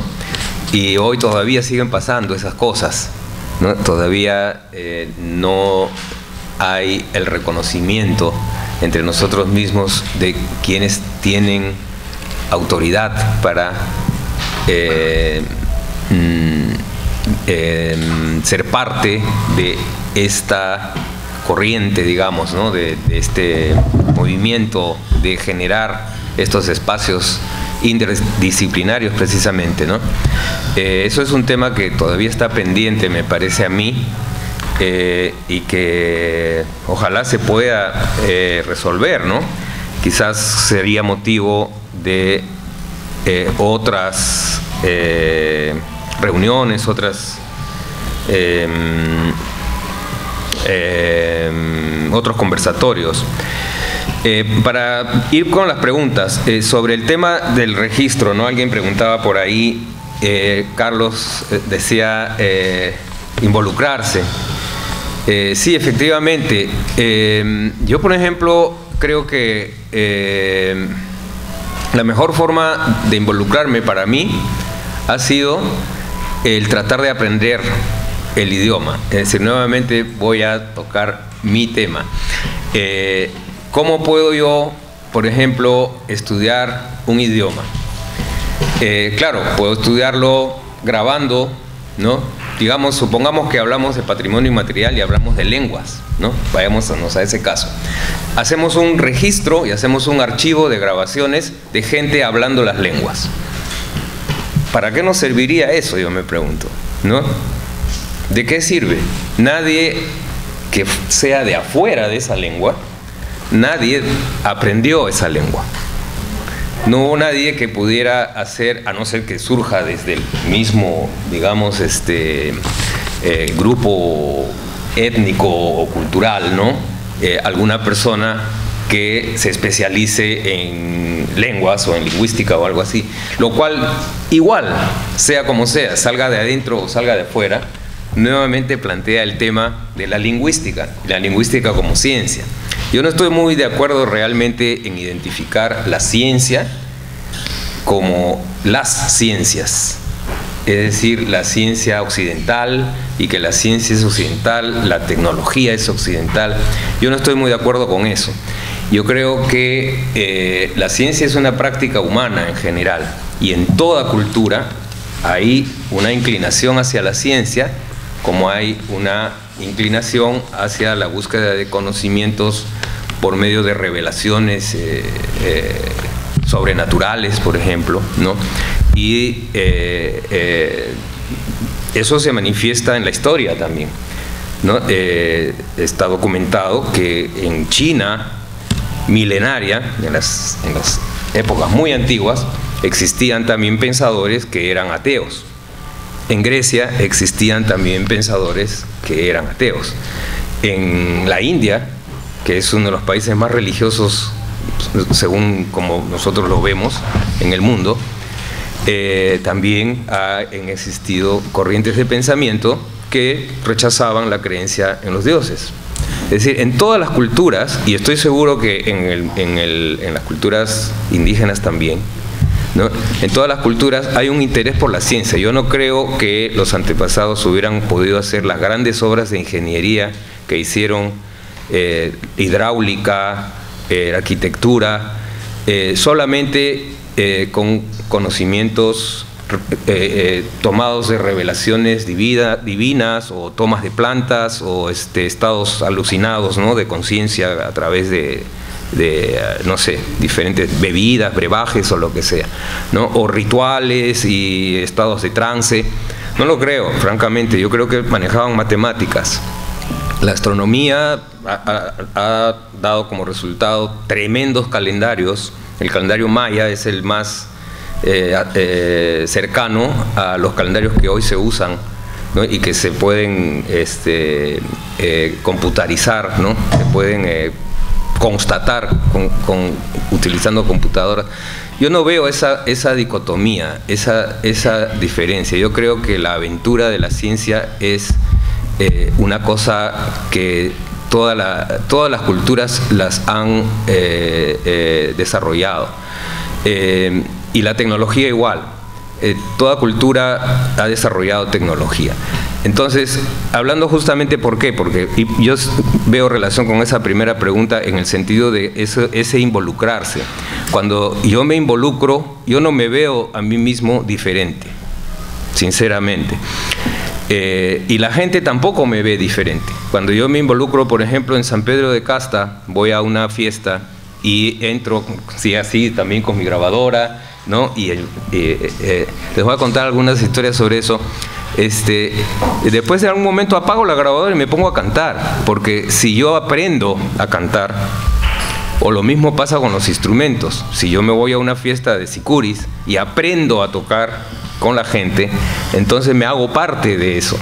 Y yo no siento que realmente exista una diferencia demasiado grande, ¿no? Obviamente, yo hablo con otro acento. Es como si quisiera hablar el aymara, no me va a salir, ¿no? O el quechua, no me va a salir. Todo el mundo se va a dar cuenta que lo estoy hablando con un acento diferente. Pero poco a poco puedo ir acercándome hasta que quizás en algún momento yo sea capaz de empezar a elaborar una gramática, un diccionario, un vocabulario, ¿no? Yo creo que no hay tanta esa diferencia entre... y esa historia que estamos creando entre todos, la estamos creando entre todos. Y es lo que tenemos que hacer. O sea, realmente a mí me parece que al hablar de ética, en el momento de hacer el registro, también hay que preguntarnos no solamente cómo lo hacemos en el momento, sino también para qué, ¿no? Y ese para qué sí, obviamente involucra también a la persona que está practicando esa música o esa danza, pero ahí viene el tema precisamente de lo que estamos planteando aquí al decir conservación o preservación o incluso proyección para, por ejemplo, la pedagogía, ¿no? Nos pregunta, por ejemplo, una alumna sobre las danzas, ¿no? ¿Por qué? Porque hay ese interés y a una alumna, un profesor o una profesora le plantea eso, ¿no? Entonces hay una avidez, hay un hambre tremendo hoy en día en la juventud, y yo lo veo en mis clases todo el tiempo, ¿no? Por precisamente recibir esa información. Entonces nosotros tenemos que preguntarnos, y esa es para mí la otra pata que sostiene la mesa. Si le falta una pata, la mesa se va a caer. Y yo creo que la pata que sostiene la mesa es justamente el estudio de laboratorio.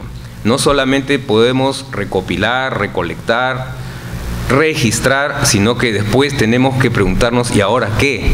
¿Y ahora qué viene? Y ahí es donde viene el tema de involucrarse, no solamente involucrarse emocionalmente, participar en los ritos o ese tipo, digamos, de participación, sino también involucrarse en el aprendizaje.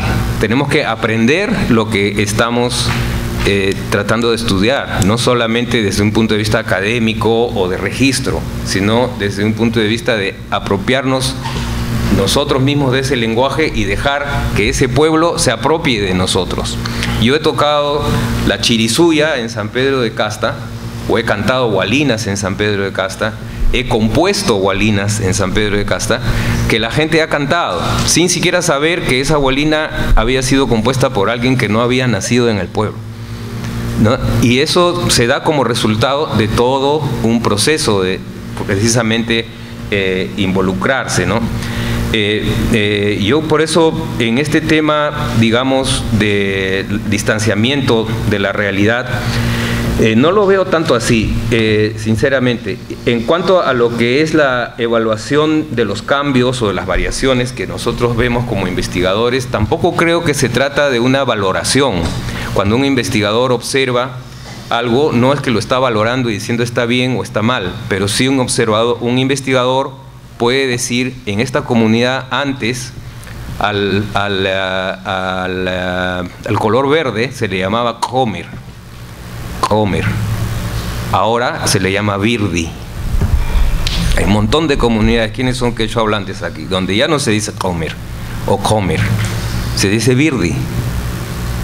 Hay un montón de comunidades donde ya no se dice ancas, se dice azul. ¿no? Y así poco a poco, con los números, muchos niños ya no cuentan. Entonces, un investigador no es que está sufriendo y poniendo una crítica destructiva al decir, mira, este señor ya no baila como se bailaba antes, ¿no? Sino que simplemente está haciendo una observación absolutamente objetiva de un fenómeno de pérdida de patrimonio. Estamos hablando de patrimonio, estamos perdiendo un patrimonio. Y eso es lo que en esa situación estamos en este momento. Se está perdiendo mucho del patrimonio. Entonces, a veces cuando un investigador plantea eso, él es purista, es pasadista, quiere que todo se mantenga igual. Obviamente las cosas cambian, pero uno puede hacer una evaluación no valorativa, como digo, no moral, no ética, ¿no? Está bien o está mal, pero sí objetiva de cómo es que se están dando esos cambios, ¿no? Bueno, hay muchas cosas más que justamente sobre este tema de los registros oficiales que preguntabas por ahí, realmente hay muchos temas también para conversar, pero bueno, no nos alcanza mucho el tiempo. En todo caso, lo que yo quería plantear era que realmente a mí me parece que, en mi opinión, sigue vigente lo que planteé al comienzo, ¿no? No basta solamente con hacer el registro. Uno. Dos, la era digital o la era antes de la era digital prácticamente da lo mismo, y en eso creo que todos estamos de acuerdo, porque por más que las tecnologías sean mucho más modernas, lo que finalmente importa es nuestra intención. Lo que finalmente importa es para qué estamos haciendo, cómo estamos haciendo las cosas, ¿no? Pero obviamente las herramientas que hoy existen sí nos dan un montón de posibilidades que antes no habían, y sí nos plantean esta problemática de cómo también las mismas comunidades están apropiándose de esas tecnologías. Y entonces eso nos cuestiona, pues, nos cuestiona precisamente. ¿Cuál entonces es la labor del especialista? ¿No? ¿Cómo se hace eso? ¿Cómo se relaciona el especialista con el poblador, con el practicante, representante de una cultura, ¿no? Que se ha planteado aquí también? Y finalmente, ¿cuál es la otra pata de la mesa que no estamos haciendo y que no va a poder hacer el poblador? Que es el análisis lingüístico de estas expresiones, ya sea música o ya sea danza. Quiero poner, para terminar, solamente algunos ejemplos de a qué me refiero, porque de repente algunos no me entienden a qué me estoy refiriendo. Me estoy refiriendo a que, así como en una lengua tengo que identificar cuáles son los verbos, cuáles son los sufijos, cuáles son los prefijos si los hubiera, cuáles son adjetivos, cuáles son sustantivos, cuál es la gramática, si las oraciones se organizan en el orden sujeto, objeto, verbo o sujeto, verbo, objeto, ¿no? En el quechua el verbo va al final, en el castellano el verbo va en el medio, etcétera, ¿no? Todo eso lo vamos tomando conciencia. Entonces, igualito, yo voy a hablar de la música porque de la danza no es mi especialidad, pero igualito pasa en la música. No sabemos cuáles son nuestras escalas musicales, no sabemos cómo son nuestros ideales estéticos en cuanto a sonoridad, articulación, soplo. Y esa misma pregunta a mí me la hacen muchas veces mis alumnos. Profesor, ¿hay una partitura para tocar estas tarcas? No hay, pues, no hay partituras. No hay, ni siquiera hay la sistematización como para poder decir cómo se tienen que soplar, cómo se tienen que tocar. Ahí es donde realmente dependemos de otras tecnologías que han sido desarrolladas para estudiar otras realidades. Y para nuestra realidad no hemos desarrollado nuestra propia tecnología, ¿no? Entonces, en ese nivel es en el que yo creo que todavía estamos, y que creo que debería ser de interés precisamente del Estado, de las políticas oficiales en cuanto a la conservación, y no solo conservación, sino proyección, desarrollo, aplicación en la pedagogía, por ejemplo, del patrimonio inmaterial por el cual estamos preocupados, ¿no? Gracias, eso es lo que quería decir.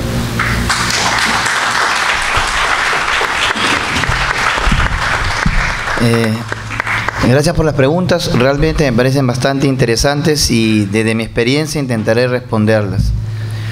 Patrimonio, registro, pérdida, intervención e invención. A ver cómo podemos trabajar. Es cierto lo que dices, Carlos, nosotros somos mucho más lejanos. Soy historiador y nuestro espacio natural de trabajo tiene que ver con las fuentes que hablan del proceso, ¿no? La historia no es una ciencia del pasado, es una disciplina que analiza la sociedad a través del tiempo. Y en este diálogo interdisciplinario, el aporte que podemos ofrecer es justamente reconocer los procesos para entender finalmente cómo las prácticas, en este caso inmateriales, han llegado a convertirse en lo que hoy son y hoy podemos observar y registrar. Aún así, y al igual que todo acto de registro y todo acto de investigación, tenemos un impacto sobre los portadores de las prácticas, eso es inevitable. No somos sujetos neutros en el sentido que venimos con subjetividades, con objetivos, con búsquedas. En mi caso, la construcción de un proyecto nacional a través de su cultura, pero al mismo tiempo nuestra práctica misma y el producto que elaboramos tiene un impacto sobre la sociedad. Una anécdota mínima, porque yo también tengo por ahí alguna anécdota. He trabajado registros fotográficos sobre Asháninkas desde inicio del siglo XX. Los Asháninkas de la selva central han estado fuertemente impactados, además de la colonización, por la evangelización adventista. Es interesante reconocer el avance del arte shipibo, ¿no? La shipibomanía, desde la década de los 50, y hoy en día sabemos que Selva Central es el escenario privilegiado para el turismo interno amazónico en el Perú. Nos cuesta barato llegar a Chanchamayo. Entonces, cuando trabajo en comunidades, reconocen los propios artesanos asháninkas que su arte no es atractivo al público occidental limeño. Las líneas son demasiado toscas, los materiales son demasiado simples. La gente quiere arte shipibo.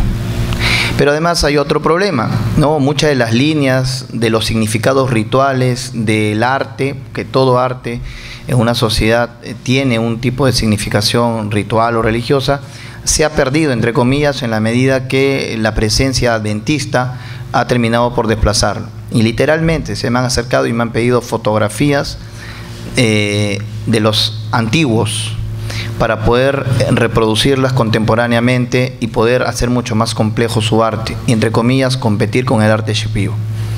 O sea, hay un uso, por supuesto, hay una necesidad y hay una funcionalidad, y trataré entonces de acercarme a ello. El acto de registrar, ¿no? El acto de registrar está marcado por un contexto en el cual el actor que registra tiene intencionalidades, sea simplemente lúdicas, sea académicas, sea políticas, sea económicas, ¿no? Y eso se evidencia al momento de analizar la producción de registros en general inmateriales. Hay también una limitación tecnológica, ¿no? Y eso es lo que encontramos también en los testimonios que acompañan los registros, la dificultad para lograr la pose, la dificultad tecnológica para poder registrar el movimiento, la dificultad para poder trasladar, ¿no?, la grabación a un repositorio. Son elementos que permanentemente han limitado también la capacidad de producir repositorios audiovisuales. Y lo otro que es interesante tiene que ver con la función, con que el acto de registrar, además, si pensamos bien en el concepto registral que estamos manejando todos en la mesa, es un acto occidental. O sea, la idea de que yo tengo que resguardar, mantener, acopiar, bajo el concepto moderno, por ejemplo, de un museo, un archivo, un repositorio, eso es occidental, eso no está presente en otras sociedades no occidentales. Por allí, en algún pueblo africano, se ha encontrado esa idea de tener piezas del pasado para observarlas, pero no existe eso.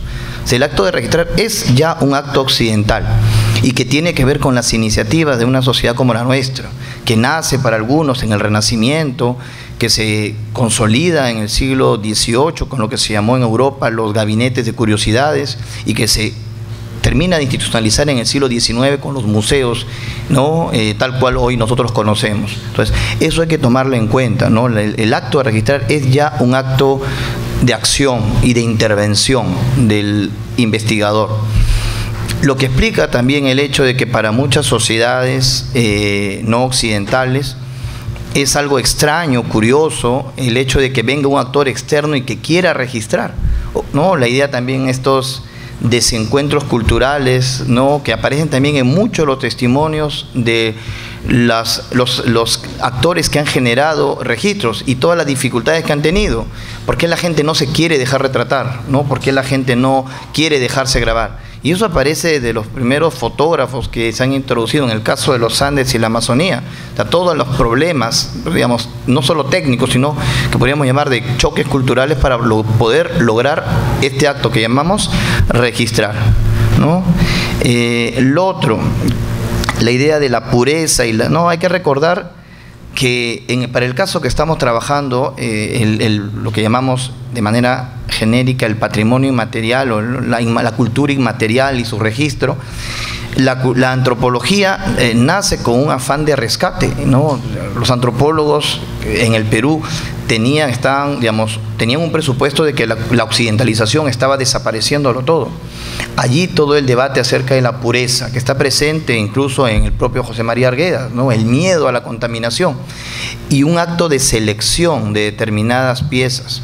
Ejemplo sencillo, uno va al Museo de la Cultura Peruana, ¿no?, el primer esfuerzo de crear un museo del patrimonio de la cultura popular, y uno reconoce que las piezas fueron seleccionadas porque quienes recogían las piezas, desde las hermanas Bustamante o el propio Sabogal, preferían las piezas, entre comillas, más indígenas y menos mestizas. No encontramos piezas mestizas, no las quieren, porque hay un acto premeditado de seleccionar lo puro. O sea, eso va a ir cambiando evidentemente con el tiempo. La propia disciplina de la antropología entiende, ¿no?, y ha reconocido y ha impactado en el resto de disciplinas para reconocer que la cultura es dinámica y que por supuesto las prácticas naturalmente están en un proceso de cambio, de adaptación, y son los propios portadores además quienes en muchos casos lo van a promover, porque tiene que ver el acto folclore, el acto musical o el acto coreográfico también con las propias sensibilidades de una población en transformación, ¿no? Eso es evidente.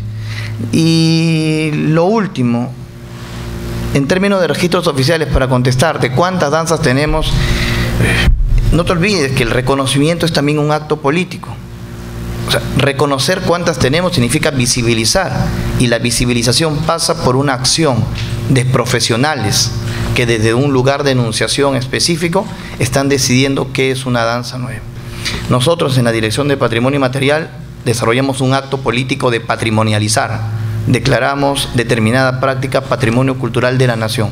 Estamos en este esfuerzo de que la declaratoria sea dialogada, que sean los portadores quienes reclamen el inicio de un expediente. Nosotros acompañamos, pero digamos, el reconocer, en el caso específico que tú preguntas, danzas, es también un acto de visibilización. Determinadas danzas han sido visibilizadas y seguramente otras no. Por eso permanentemente, entre comillas, aparecen otras. O en el ejercicio de la antropología o de la musicología se van reconociendo danzas que ya no estaban y que vuelven a aparecer, ¿no? Porque también muchos portadores, muchas sociedades son conscientes del valor político que tiene, entre comillas, el tener más danzas. ¿Entiendes? Esfuerzos por hacer registros tenemos. Tú puedes entrar, tenemos el mapa audiovisual que elabora el Ministerio de Cultura, en la Dirección de Patrimonio Inmaterial, y ver allí las declaratorias, las prácticas, los reconocimientos y demás. Y ya esta idea de registrar no es de ahora, Solo un dato, para el caso que yo conozco de Puno, por ejemplo, ya desde la década de 1960 hubo esfuerzos políticos por hacer registros de todas las danzas que tenía el departamento, ¿entiendes? Y ya desde el Ministerio de Educación en los 70s hubo esfuerzos por hacer lo que tú acabas de reclamarme, un registro de todas las danzas del país. Evidentemente, entre comillas, inexactas, incompletas, porque entendemos que tiene que ver también con el proceso de reconocimiento y selección.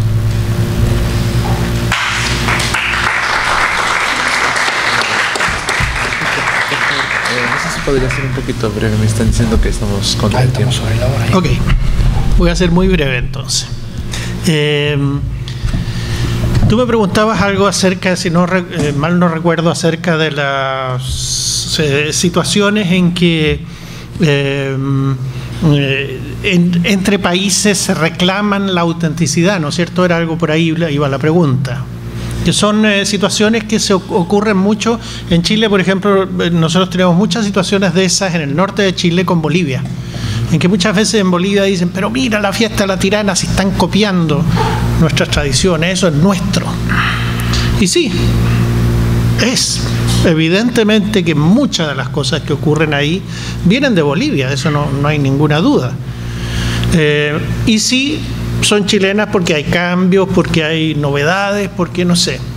Y yo creo que la solución a eso está cuando uno conversa con las personas que están participando en ese cambio, que lo conocen y que saben lo que viene de allá y saben lo que se crea acá, y reconocen que ahí hay una cosa tan dinámica como lo que ocurre dentro de Bolivia, como lo que ocurre dentro de Perú, en la ciudad, en los pueblos, como la vida misma, que está todo el tiempo hay un trasvasije ya de conocimientos, de admiraciones, en fin. Yo me recuerdo, para sintetizar eso, me recuerdo una reunión que se hizo en Coroico, acerca del patrimonio inmaterial y acerca de la propiedad intelectual, en que había participantes principalmente indígenas. Y uno de los participantes dijo una cosa que no se me ha olvidado nunca, que es demasiado sencilla. Decía, todos venimos de una madre.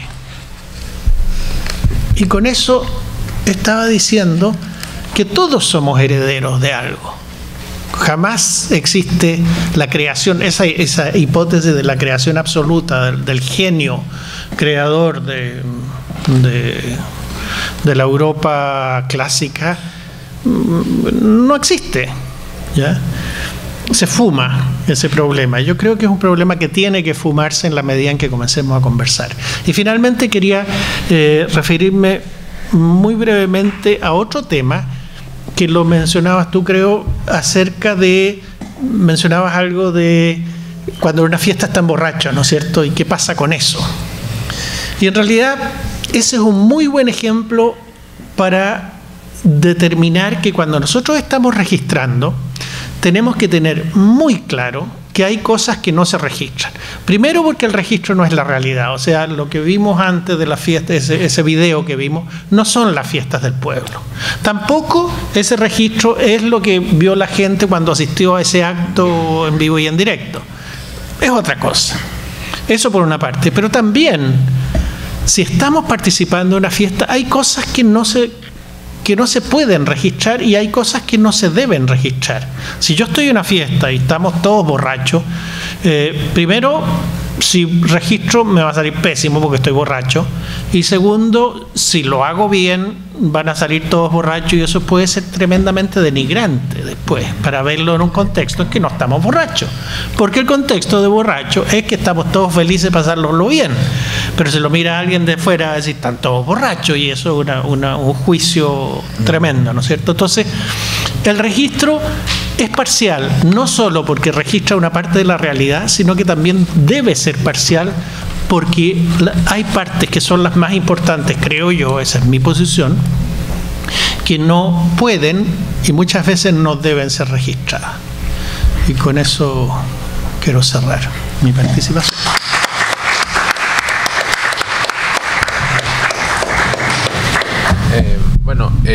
Muchas gracias a los tres ponentes por haberse dado el tiempo de venir el día de hoy y poder compartir con nosotros un poco de lo que han estado investigando, reflexionando en este tiempo.